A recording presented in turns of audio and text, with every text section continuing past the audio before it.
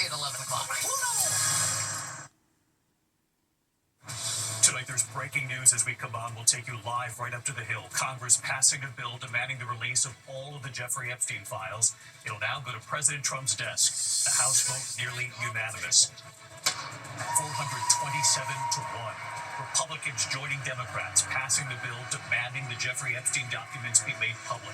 Tonight, the Senate has now agreed to quickly clear the bill as soon as the House sends it to the Senate, meaning the measure will now head to President Trump's desk soon after. Tonight, the image of the survivors of Jeffrey Epstein watching from the gallery after weeks of blocking the effort, President Trump and his sudden reversal. When it appeared Republicans were going to vote for this, he changed course, telling Republicans to go ahead and vote yes. Now it goes to the president's desk.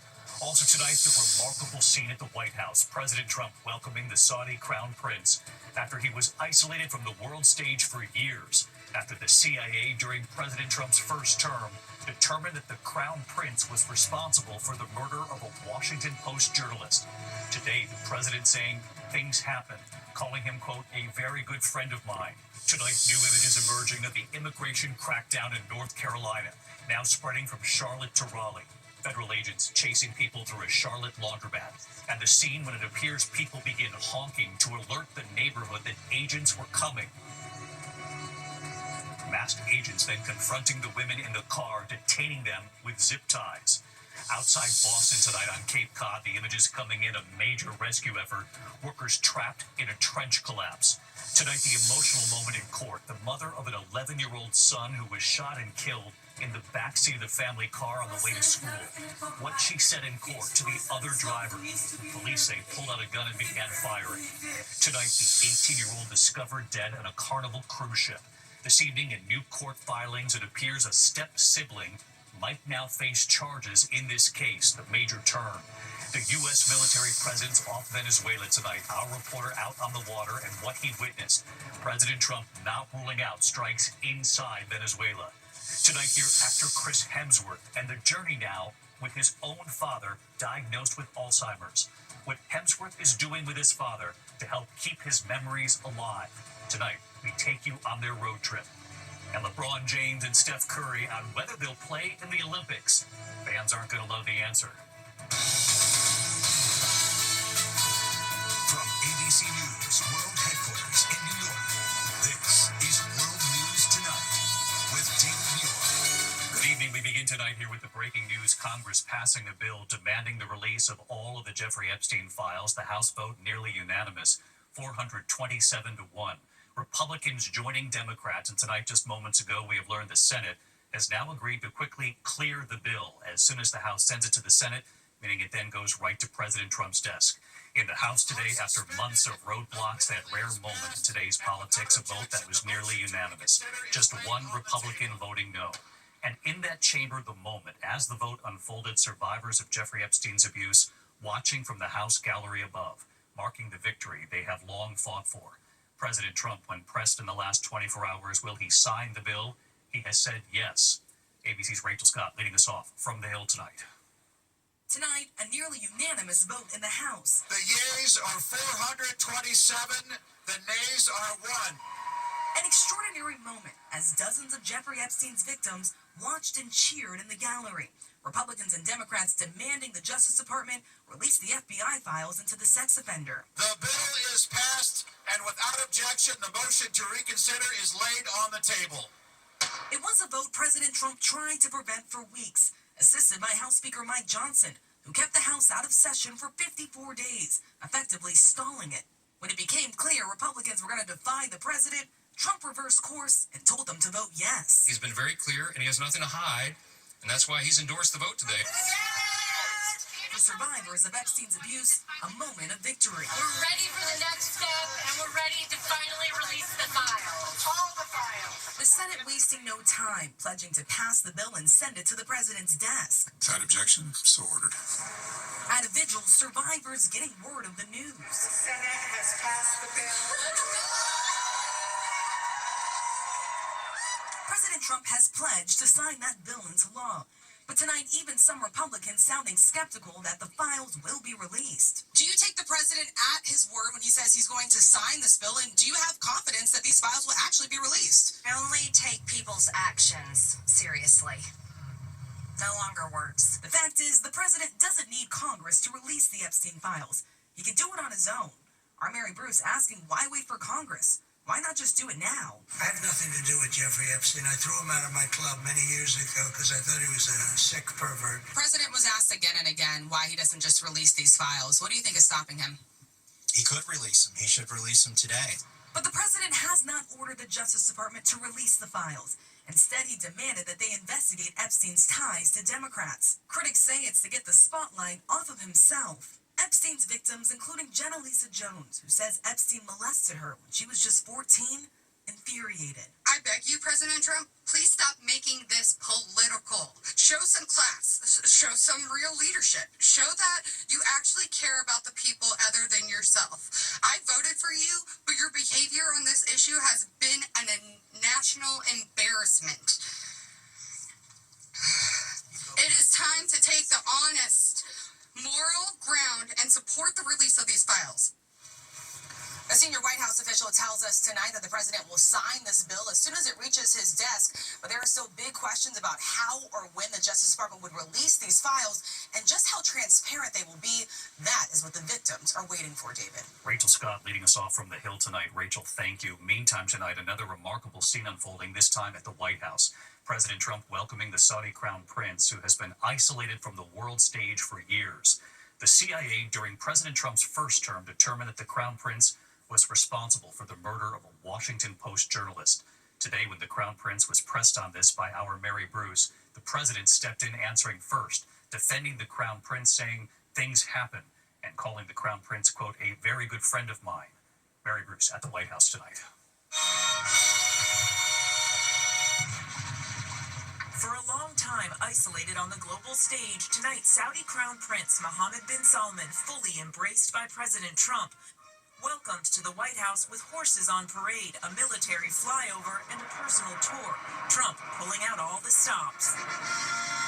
And Trump doesn't give a fist bump. I grabbed that hand. I don't give a hell where that hand's been. I grabbed that hand. Trump heaping praise on the Crown Prince. I'm very proud of the job he's done. What he's done is incredible in terms of human rights and everything else. But it was the CIA under Donald Trump who determined in 2018 that the Crown Prince orchestrated the murder and dismemberment of Washington Post journalist Jamal Khashoggi. President Trump bristling when I asked about that. Your Royal Highness, the U.S. intelligence concluded that you orchestrated the brutal murder of a journalist. 9/11 families are furious that you are here in the Oval Office. Why should Americans trust you? And the same to you, Mr. President. Who are you with? I'm with ABC News, sir. You with who? ABC News, sir. The president answering first, defending the Crown Prince, and instead criticizing the journalist who was murdered. You're mentioning somebody that was extremely controversial. A lot of people didn't like that gentleman that you're talking about. Whether you like him or didn't like him, things happen. But he knew nothing about it, and we can leave it at that. You don't have to embarrass our guest by asking a question like that. But the Crown Prince, who rarely faces the press, defended himself. It's really painful to hear, anyone that been losing his life for, no real purpose. It's painful and it's a huge mistake, and we're doing our best that this doesn't happen again. Trump has been eager to cultivate ties to Saudi Arabia, traveling there for the first foreign trip of both his presidential terms. And his family has been doing big business in Saudi. Trump Tower, Jeddah. Coming soon. Trump Towers going up in Jeddah and in Riyadh, a Trump Plaza now in the works. In the last year alone, the Trump Organization's Saudi partner pumping more than $20 million into the family business. Trump's son-in-law, Jared Kushner, also has deep business ties to the country. Is it appropriate, Mr. President, for your family to be doing business in Saudi Arabia while you're president? Is that a conflict of interest? The president dismissing the notion. I have nothing to do with the family business. I have left, and when I've devoted 100% of my energy. What my family does is fine. They do business all over. They've done very little with Saudi Arabia, actually. I'm sure they could do a lot. The Crown Prince coming here today with a major new financial commitment, agreeing to invest almost $1 trillion in the U.S., but that's no comfort to Khashoggi's widow, Hanan. Tonight she tells me that there was no justification for her husband's murder, and she continues to call for the Crown Prince to apologize. David. Mary Bruce asking the questions at the White House today. Mary, thank you. Tonight, there are new images emerging of the immigration crackdown in North Carolina, expanding from Charlotte to Raleigh. People chased through a Charlotte laundromat, and tonight the scene when it appears two women begin honking in their car to alert the neighborhood that agents were coming. Masked agents then confronting the women in that car, detaining them with zip ties. Faith Abube from Raleigh tonight. Tonight, new images of that multi-day immigration crackdown in North Carolina. Customers inside this laundromat scattering during a raid on a shopping center, then running out the back door into a wooded area. I spoke with the owner who said his customers are afraid to come back. I think it's all just political theater, really. They're just trying to instill fear in the community. In Charlotte, masked agents confronting two U.S. citizens in their car after they reportedly honked their horn to warn others about the crackdown. An agent then smashes the car window before moving in. He's smashing a window. And detaining the women with zip ties. Border Patrol expanding the immigration crackdown from Charlotte to Raleigh. We're in the communities in Raleigh, in Charlotte, and in North Carolina arresting illegal aliens. After more than 200 arrests, these communities are pushing back. It's sad to see my community being terrified of going to work, of going to school. What's the message to Border Patrol as they're in town? My message to them is honestly just, we don't need you here. And DHS says they arrested those two women after they ignored warnings and impeded agents. And tonight, sources telling ABC News that the Raleigh raids have yielded few arrests and that Border Patrol agents will now focus on Charlotte. David. Faith Abube back with us tonight. Faith, thank you. This evening, there appears to be a new turn in the investigation into the death of an 18-year-old girl discovered dead on a Carnival cruise ship. New court filings now show it appears a step-sibling might now face charges. And here's Victor Oquendo. Tonight, the mystery intensifying after a teen from Central Florida, east of Orlando, was found dead aboard the Carnival cruise ship Horizon. 18-year-old Anna Kepner, on vacation with her family earlier this month, cruising from Miami to the Caribbean. The FBI now investigating. Details around Kepner's death, including the cause, not yet released. But a new filing in an unrelated family court matter now says one of her step-siblings could face charges. According to a court document filed on Monday, Kepner was on the cruise ship with her father, stepmother, and step-siblings. Lawyers for the stepmother saying one of her minor children may now face criminal charges. The filing saying currently there is an investigation being conducted by the Federal Bureau of Investigations arising out of the sudden death of 18-year-old Anna Kepner. Adding the stepmother has been advised through discussions with FBI investigators and her attorneys that a criminal case may be initiated against one of the minor children. The FBI declined to comment. A celebration of life ceremony will be held for the teen on Thursday. David. Victor Oquendo with us tonight. Victor, thank you. Tonight, a powerful moment in court in Nevada. The mother of an 11-year-old boy who was shot and killed in the back seat of the family car while on the way to school. What that mother said in court today to the other driver who police say pulled out a gun and opened fire. Here's Trevor Ault. Tonight, powerful words from the mother of a child killed in a horrific road rage attack, confronting the suspect in court. He wanted to take somebody's life away. He took my son away. He was just trying to make it to school. Authorities say 11-year-old Brandon Dominguez Chavaria was in the back seat Friday morning when his stepfather had a heated exchange with another driver, Tyler Johns, as they merged onto this Nevada freeway. Our suspect then produced a handgun and fired one round. That round struck young Brandon, and he later died at the hospital. Today, the judge granting the mother's request to hold the suspect without bail. My son is never going to come back. He took my son's life. He needs to be here and pay for everything he did. David, the suspect, Tyler Johns, is now facing a first-degree murder charge. He's due back in court next month. David. Trevor Ault reporting. Thank you, Trevor. Now to the escalating tensions in the Caribbean. The U.S. military presence off Venezuela tonight. Our reporter out on the water and what he witnessed today. President Trump has not ruled out strikes inside Venezuela. Here's Matt Rivers again tonight. Tonight, we're on a fishing boat just a few miles from the coast of Venezuela when we spotted a massive U.S. warship in the distance. Moments later, a second, a destroyer and an amphibious assault ship, both sailing the thin stretch of water between Venezuela and Trinidad.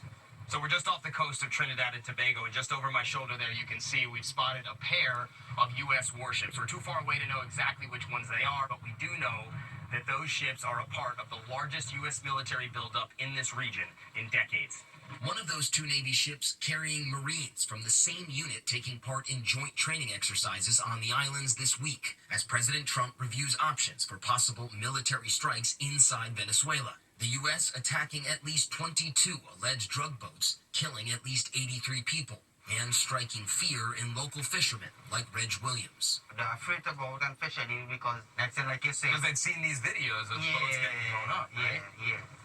And David, at the moment we saw those two warships, we could also see the Venezuelan coastline. That's how close they were. Just a remarkable show of force. David? Matt Rivers in the region again tonight for us. Matt, thank you. Back here in the U.S. tonight and near Boston, a massive rescue effort in Yarmouth on Cape Cod. One worker was killed. 2 others rescued in a trench collapse. One of the rescued men reaching out, shaking hands with the rescuer as he was carried away right there. That trench, part of a sewer construction project on the Cape. When we come back here tonight, news this evening about the Olympics. LeBron James and Steph Curry on whether they'll play. Their answer tonight, not going to make a lot of people happy. Also, the surveillance tonight. Police say thieves taking $200,000 worth of items from NFL star Shadir Sanders, son of Deion Sanders' home during the game.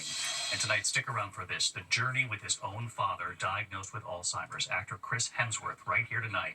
What he's doing to help keep his father's memories alive. In a moment here. Tonight, authorities say surveillance video shows suspects breaking into the home of Cleveland Browns rookie quarterback Shadir Sanders. Police say thieves stole $200,000 in property from him while he was making his NFL debut. Meantime tonight, amid all of these thefts, the FBI now saying items found in Chile from similar burglaries in Los Angeles have now been returned to their owners, including a personalized Rolex belonging to actor Keanu Reeves. When we come back tonight, actor Chris Hemsworth and his father, we take you on their journey. He's trying to keep his father's memories alive and how they're doing it. And their decision is in tonight, LeBron James and Steph Curry, on whether they're going to play in the Olympics in a moment. To the index, LeBron James and Steph Curry on whether they'll play at the Olympics in Los Angeles in 2028. LeBron James, who will be 43 by that time, saying he won't play. Steph Curry, who will be 40, saying it's unlikely he'll play, but adds, never say never. When we come back tonight, we take you on a journey with actor Chris Hemsworth and his father. They're trying to keep his father's cherished memories alive. In a moment.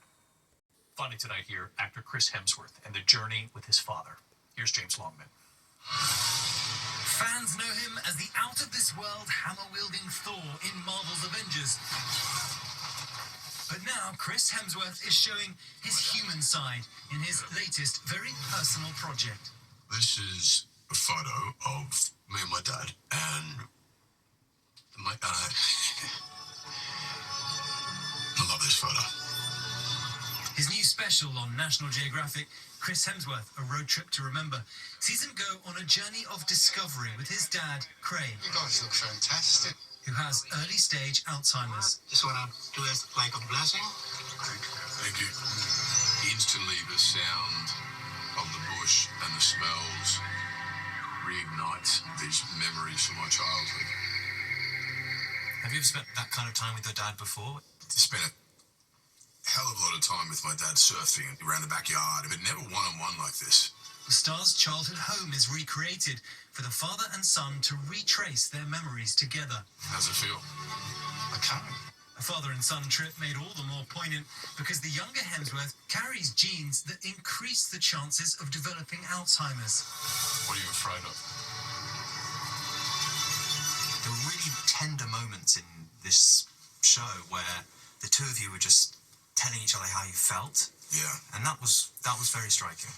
And I felt kind of a sense of guilt. Here he was, a man who had protected me my entire life, and now he's in a state where he needs support, and I hadn't had the courage to check in, you know.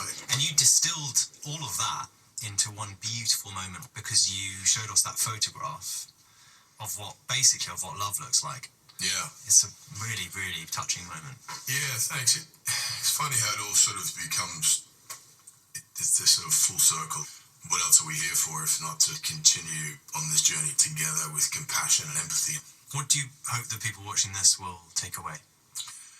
Just the importance of time with those that we love, and how fleeting this whole experience is. Chris Hemsworth, A Road Trip to Remember, Sunday on National Geographic and then streaming on Disney+.